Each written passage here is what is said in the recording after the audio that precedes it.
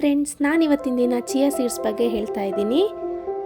ಈ ಚಿಯಾ ಸೀಡ್ಸ್ನ ಯಾರು ಉಪಯೋಗಿಸ್ಬಾರ್ದು, ಯಾರು ಉಪಯೋಗಿಸ್ಬೇಕು, ಮಹಿಳೆಯರು ಹೆಚ್ಚಾಗಿ ಯಾಕೆ ಇದನ್ನು ಯೂಸ್ ಮಾಡಬಾರ್ದು, ಹಾಗಾದರೆ ಇದನ್ನ ಯಾವಾಗ ಉಪಯೋಗಿಸ್ಬೇಕು, ಎಷ್ಟು ಪ್ರಮಾಣದಲ್ಲಿ ಉಪಯೋಗಿಸ್ಬೇಕು, ಎಷ್ಟು ಹೊತ್ತಿಗೆ ಉಪಯೋಗಿಸ್ಬೇಕು, ಯಾವಾಗ ಉಪಯೋಗಿಸ್ಬೇಕು, ಮತ್ತು ಈ ಚಿಯಾ ಸೀಡ್ಸ್ನ ಯೂಸ್ ಮಾಡೋದ್ರಿಂದ ಅನುಕೂಲತೆಗಳೇನು, ಅನಾನುಕೂಲತೆಗಳೇನು ಅನ್ನೋದನ್ನ ಇವತ್ತಿನ ದಿನ ತಿಳ್ಕೊಳ್ಳೋಣ. ಅದಕ್ಕೂ ಮೊದಲು hello friends, welcome to my YouTube channel. ನೀವೇನಾದರೂ ಮೊದಲನೇ ಸರಿ ನನ್ನ ಚಾನಲ್ನ ನೋಡ್ತಾ ಇದ್ರೆ ಪ್ಲೀಸ್ ನನ್ನ ಚಾನಲ್ನ ಸಬ್ಸ್ಕ್ರೈಬ್ ಮಾಡ್ಕೊಳ್ಳಿ. ಹಾಗೆ ಪಕ್ಕದಲ್ಲಿರುವ ಬೆಲ್ ಐಕಾನನ್ನು ಪ್ರೆಸ್ ಮಾಡಿ. ಹಾಗೆಯೇ ನಾನು ಯಾವುದಾದ್ರೂ ವಿಡಿಯೋ ಅಪ್ಲೋಡ್ ಮಾಡಿದ್ರೆ ನಿಮಗೆ ಮೊದಲು ಬಂದು ತಲುಪುತ್ತೆ. ಸಮ್ಮರ್ ಟೈಮಲ್ಲಿ ಅಂದರೆ ಬೇಸಿಗೆ ಕಾಲದಲ್ಲಿ ಬಿಸಿಲಿನಿಂದ ನಮ್ಮ ದೇಹದ ಟೆಂಪ್ರೇಚರ್ ಏನಿದೆ, ಅದು ದೇಹದ ಉಷ್ಣಾಂಶ ತುಂಬಾ ಜಾಸ್ತಿ ಆಗಿರುತ್ತೆ. ಇಂಥ ಟೈಮಲ್ಲಿ ಈ ಚಿಯಾ ಸೀಡ್ಸ್ನ ಜ್ಯೂಸ್ ಆಗಿರ್ಬೋದು, ಶರ್ಬತ್ ಆಗಿರ್ಬೋದು, ಈ ಥರ ಒಂದು ಮಾಡ್ಕೊಂಡು ಕುಡಿಯೋದ್ರಿಂದ ನಮ್ಮ ದೇಹ ತುಂಬಾ ತಂಪಾಗಿರುತ್ತೆ, ತುಂಬ ಕೂಲಾಗಿರುತ್ತೆ. ಈ ಚಿಯಾ ಸೀಡ್ಸಲ್ಲಿ ಫೈಬರ್ ಅಂಶ ಜಾಸ್ತಿ ಇರೋದ್ರಿಂದ ಕಾನ್ಸ್ಟಿಟ್ಯೂಷನ್ ಅಂದರೆ ಮಲಬದ್ಧತೆಯನ್ನು ಕಡಿಮೆ ಮಾಡುತ್ತೆ. ಈ ಚಿಯಾ ಸೀಡ್ಸಲ್ಲಿ ಮನುಷ್ಯನಿಗೆ ಬೇಕಾದಂತಹ ಐರನ್, ಕ್ಯಾಲ್ಶಿಯಂ, ಫಾಸ್ಫರಸ್, ಕಾಪರ್ ಇನ್ನು ಮುಂತಾದ ಖನಿಜಗಳು ಇದರಲ್ಲಿ ತುಂಬಾ ಹೆಚ್ಚಾಗಿವೆ. ಇದನ್ನು ನಾವು ಡೈಲಿ ಬೆಳಿಗ್ಗೆ ಕುಡಿಯೋದ್ರಿಂದ ನಮ್ಮ ದೇಹದಲ್ಲಿ ರೋಗ ನಿರೋಧಕ ಶಕ್ತಿ ಹೆಚ್ಚಾಗುತ್ತೆ. ಇದು ನಮ್ಮ ದೇಹದಲ್ಲಿ ಆಂಟಿಬಯೋಟಿಕ್ ಆಗಿ ಕೆಲಸ ಮಾಡುತ್ತೆ. ಮತ್ತು ಇದು ಬ್ಯಾಕ್ಟೀರಿಯಾಗಳಿಂದ ಉಂಟಾಗುವಂಥ ರೋಗಗಳನ್ನು ಇದು ತಡೆಯುತ್ತೆ. ಇದನ್ನು ರಾತ್ರಿ ವೇಳೆಯಲ್ಲಿ ಕುಡಿಯೋದ್ರಿಂದ ದೇಹದಲ್ಲಿರುವ ವೇಸ್ಟ್ ಅಥವಾ ಟಾಕ್ಸಿನ್ನ ಹೊರ ಹಾಕಲಿಕ್ಕೆ ಇದು ಹೆಲ್ಪ್ ಮಾಡುತ್ತೆ. ಜೊತೆಗೆ ಜೀರ್ಣಶಕ್ತಿ ಹೆಚ್ಚಾಗೋದ್ರಿಂದ ಗ್ಯಾಸ್, ಅಸಿಡಿಟಿ ಅಂತಹ ಪ್ರಾಬ್ಲಮ್ಸ್ ಎಲ್ಲನೂ ಕೂಡ ಕಡಿಮೆ ಆಗುತ್ತೆ. ಇದನ್ನು ಸರಿಯಾದ ಪ್ರಮಾಣದಲ್ಲಿ ತಗೊಳ್ಳೋದ್ರಿಂದ ನಮ್ಮ ದೇಹದಲ್ಲಿರುವ ಕೊಬ್ಬಿನ ಅಂಶ ಕಡಿಮೆ ಆಗುತ್ತೆ. ಈ ಚಿಯಾ ಸೀಡ್ಸ್ನ ನಾವು ಕುಡಿಯೋದ್ರಿಂದ ನಮಗೆ ಹೊಟ್ಟೆ ಹಸಿವು ಅನ್ನೋದು ಕಡಿಮೆ ಆಗುತ್ತೆ. ಹಾಗಾಗಿ ಸ್ವಲ್ಪನೇ ನಾವು ಆಹಾರನ ಸೇವಿಸ್ಬೋದು. ಹಣ್ಣುಗಳು, ತರಕಾರಿಗಳು ತಿನ್ನೋದ್ರಿಂದ ನಮ್ಮ ದೇಹದ ತೂಕನ ಕಡಿಮೆ ಮಾಡ್ಕೋಬೋದು. ಕೆಲವು ಬಾರಿ ನಮಗೆ ಬಾಯಲ್ಲಿ ಹುಣ್ಣಾಗಿರುತ್ತೆ, ಅಂಗೈ ಉರಿಯೋದು, ಅಂಗಾಲು ಉರಿಯೋದು, ಹೊಟ್ಟೆ ಉರಿಯೋದು, ಇದು ಬಿಸಿಲಿಂದ ಆಗುತ್ತೆ. ಈ ಥರ ಒಂದು ಟೈಮಲ್ಲಿ ಒಂದು 3 ಡೇಸು ಮಜ್ಜಿಗೆ ಒಳಗಡೆ ಈ ಚಿಯಾ ಸೀಡ್ಸ್ನ ಹಾಕ್ಕೊಂಡು ಕುಡಿಯೋದ್ರಿಂದ ನಮ್ಮ ದೇಹ ತುಂಬಾ ಕೂಲಾಗಿ ತಂಪಾಗಿರುತ್ತೆ. 5 ವರ್ಷದ ಮೇಲ್ಪಟ್ಟ ಮಕ್ಕಳಿಗೆ ಅರ್ಧ ಸ್ಪೂನ್ ಚಿಯಾ ಸೀಡ್ಸನ್ನು ನೀರಲ್ಲಿ ಮಿಕ್ಸ್ ಮಾಡಿ ಅದನ್ನು ಅರ್ಧ ಗಂಟೆ ನೆನೆಸ್ಬಿಟ್ಟು ಖಾದಿ ಆರಿಸಿರೋಂಥ ಹಾಲಿಗೆ ಮಿಕ್ಸ್ ಮಾಡಿ ಮಕ್ಕಳಿಗೆ ಕುಡಿಸೋದ್ರಿಂದ ದೇಹನೂ ತಂಪಾಗಿರುತ್ತೆ. ಅವ್ರ ಹೆಲ್ತ್ ಕೂಡ ತುಂಬಾ ಚೆನ್ನಾಗಿರುತ್ತೆ.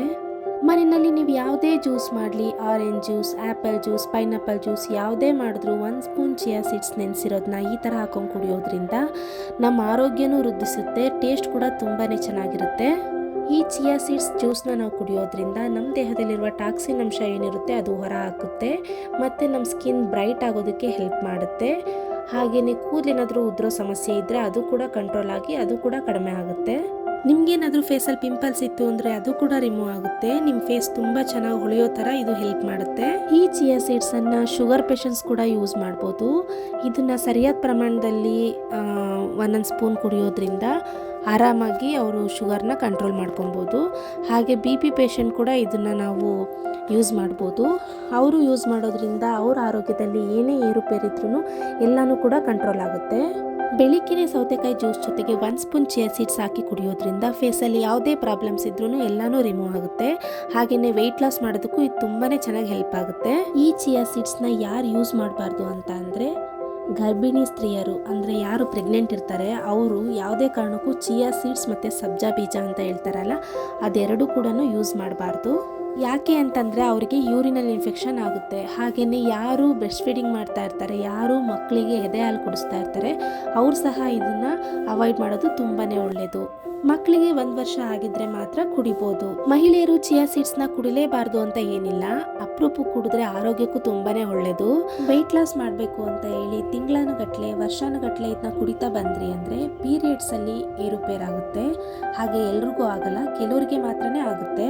ನೀವೇನಾದರೂ ವೆಯ್ಟ್ ಲಾಸ್ ಮಾಡಲೇಬೇಕು ಅಂತ ಅಂದ್ಕೊಂಡಿದ್ರೆ ನೈಟು ಊಟ ಆಗಿ 1 ಅವರ್ ಆದಮೇಲೆ ಇದನ್ನು 1 ಗ್ಲಾಸ್ನ ಕುಡ್ದು ಮಲಗೋದ್ರಿಂದನೂ ನೀವು ವೆಯ್ಟ್ ಲಾಸ್ ಮಾಡ್ಕೋಬೋದು. ಯಾವುದೇ ಪ್ರಾಬ್ಲಮ್ಸ್ ಇರೋದಿಲ್ಲ. ಲೇಡೀಸು ಆದಷ್ಟು ಇದನ್ನ ಮಿತವಾಗಿ ಬಳಸೋದು ತುಂಬಾ ಒಳ್ಳೆಯದು. ನಿಮ್ಗೇನಾದರೂ ಎಕ್ಸೆಸ್ ಆಫ್ ಹೀಟ್ ಆಗಿದೆ, ಅಂಗೈ ಉರಿ, ಅಂಗಾಲುರಿ ಈ ಥರ ಏನಾದರೂ ಪ್ರಾಬ್ಲಮ್ಸ್ ಇದೆ ಅಂತ ಅಂದರೆ ಆ ಟೈಮಲ್ಲಿ 3 ಡೇಸ್ ನಾವು ಮಜ್ಜಿಗೆ ಜೊತೆ, ಜ್ಯೂಸ್ ಜೊತೆ 1 ಸ್ಪೂನ್ ಚಿಯಾ ಸೀಡ್ಸ್ ಹಾಕಿ ಕುಡಿಯೋದ್ರಿಂದ ಎಲ್ಲನೂ ಕಂಟ್ರೋಲ್ ಆಗುತ್ತೆ. ಜಾಸ್ತಿ ಕುಡಿಯೋದು ಬೇಡ. ಮನೇಲಿ ಏನಾದರೂ ಸ್ವೀಟು ಈ ಥರ ಏನಾದರೂ ಮಾಡಿದರೂ ಸಹ ಚಿಯಾ ಸೀಡ್ಸ್ನ ಹಾಕ್ಕೊಂಡು ಕುಡಿಬೋದು. ಯಾವುದೇ ರೀತಿ ಪ್ರಾಬ್ಲಮ್ ಆಗೋದಿಲ್ಲ. ಅದೇ ನೀವು ಡಯಟ್ ಮಾಡಬೇಕು, ವೆಯ್ಟ್ ಲಾಸ್ ಮಾಡಬೇಕು ಅಂತ ಹೇಳಿ ವರ್ಷಾನುಗಟ್ಟಲೆ ತಿಂಗಳಾನುಗಟ್ಟಲೆ ಕುಡಿತಾ ಬಂದರೆ ಮಾತ್ರ ಈ ಥರ ಒಂದು ಪ್ರಾಬ್ಲಮ್ಸ್ನ ನೀವು ಫೇಸ್ ಮಾಡಬೇಕಾಗುತ್ತೆ. ಅದೇ ರೀತಿ ಚಿಯಾ ಸೀಡ್ಸ್ನ ಯಾವ ಟೈಮಲ್ಲಿ ನೆನೆಸ್ಬೇಕು, ಯಾವ ಟೈಮಲ್ಲಿ ಕುಡಿಬೇಕು ಅಂತ ಇವಾಗ ತೋರಿಸ್ತೀನಿ. ಇಲ್ಲಿ ನೋಡಿ, ನಾನು ಒಂದು ಗ್ಲಾಸ್ ತೊಗೊಂಡಿದ್ದೀನಿ. ಇದಕ್ಕೆ ನಾನು 1 ಸ್ಪೂನ್ ಚಿಯಾ ಸೀಡ್ಸ್ನ ಹಾಕ್ತಾ ಇದ್ದೀನಿ. ಗ್ಲಾಸ್ ಪೂರ್ತಿಯಾಗಿ ನಾವು ನೀರು ಹಾಕಬೇಕು. ಒಂದು ಅರ್ಧ ಗಂಟೆ ನೆನ್ಕೊಂಡ್ರೂ ಸಾಕು. ಆದರೆ ಒಂದು ನೈಟ್ ಪೂರ್ತಿ ನಾವು ನೆನೆಸೋದ್ರಿಂದ ತುಂಬಾ ಚೆನ್ನಾಗಿ ನೆನ್ಕೊಳ್ಳುತ್ತೆ. ಹಾಗೆಯೇ ಚಿಯಾ ಸೀಡ್ಸ್ದು ಅಂಶ ಏನಿರುತ್ತೆ ನೀರಿನ ಜೊತೆ ಚೆನ್ನಾಗಿ ಬಿಟ್ಕೊಳ್ಳುತ್ತೆ, ಚೆನ್ನಾಗಿ ಹೊಂದ್ಕೊಳ್ಳುತ್ತೆ. ನೈಟ್ ಪೂರ್ತಿ ನೆನೆಸೋದು ತುಂಬ ಒಳ್ಳೆಯದು. ನೋಡಿ ಎಷ್ಟು ಚೆನ್ನಾಗಿ ನೆನ್ಕೊಂಡಿದೆ. ನೀವು ನೋಡ್ತಾ ಇರ್ಬೋದು, 1 ಸ್ಪೂನ್ ನೆನೆಸಿದ್ದೆ ಅಷ್ಟೇ ನಾನು ನೈಟು. ಎಷ್ಟೊಂದಾಗಿದೆ ನೋಡಿ. ನೆಂದ ಮೇಲೆ ಅದು ಜಾಸ್ತಿ ಆಗುತ್ತೆ. ಹಾಗಾಗಿ ಇದನ್ನು ಒಂದು 4 ಟೈಮ್ಸ್ನ ನಾವು ಕುಡಿಬೋದು. 1 ಗ್ಲಾಸ್ ನೀರಿಗೆ 1 ಸ್ಪೂನ್ ಚಿಯಾ ಸೀಡ್ಸ್ ಹಾಕಿ ಕುಡಿಬೋದು. ಹಾಗೆ ಕುಡಿಯೋಕ್ಕೆ ಏನಾದರೂ ಸಪ್ಪೆ ಅನ್ನಿಸ್ತು, ಟೇಸ್ಟ್ ಏನು ಸಿಗಲಿಲ್ಲ ಅಂತ ಅಂದರೆ ಸ್ವಲ್ಪ ಜೇನುತುಪ್ಪ ಅಥವಾ ಬೆಲ್ಲನ ಹಾಕೊಂಡು ನಾವು ಮಿಕ್ಸ್ ಮಾಡ್ಕೊಂಡು ಕುಡಿಬೋದು. ನೀರಿನ ಜೊತೆ ಅಲ್ಲದೆ ಮಜ್ಜಿಗೆ ಜೊತೆನೂ ಕುಡಿಬೋದು, ಹಾಲಿನ ಜೊತೆನೂ ಕುಡಿಬೋದು. ನೋಡಿದ್ರಲ್ಲ ಫ್ರೆಂಡ್ಸ್, ಚಿಯಾ ಸೀಡ್ಸ್ನ ಎಷ್ಟು ಪ್ರಮಾಣದಲ್ಲಿ ಕುಡಿಬೇಕು, ಯಾವಾಗ ಕುಡಿಬೇಕು, ಯಾರು ಕುಡಿಬೇಕು ಯಾರು ಕುಡಿಬಾರ್ದು ಎಲ್ಲನೂ ಕೂಡ ಇವತ್ತು ತಿಳ್ಕೊಂಡ್ವಿ ಅಲ್ವಾ.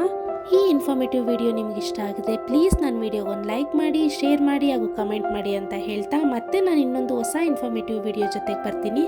ಅಲ್ಲಿವರೆಗೂ ನನ್ನ ಪೇಜ್ನ ಫಾಲೋ ಮಾಡ್ತಾ ಇರಿ. Thanks for watching.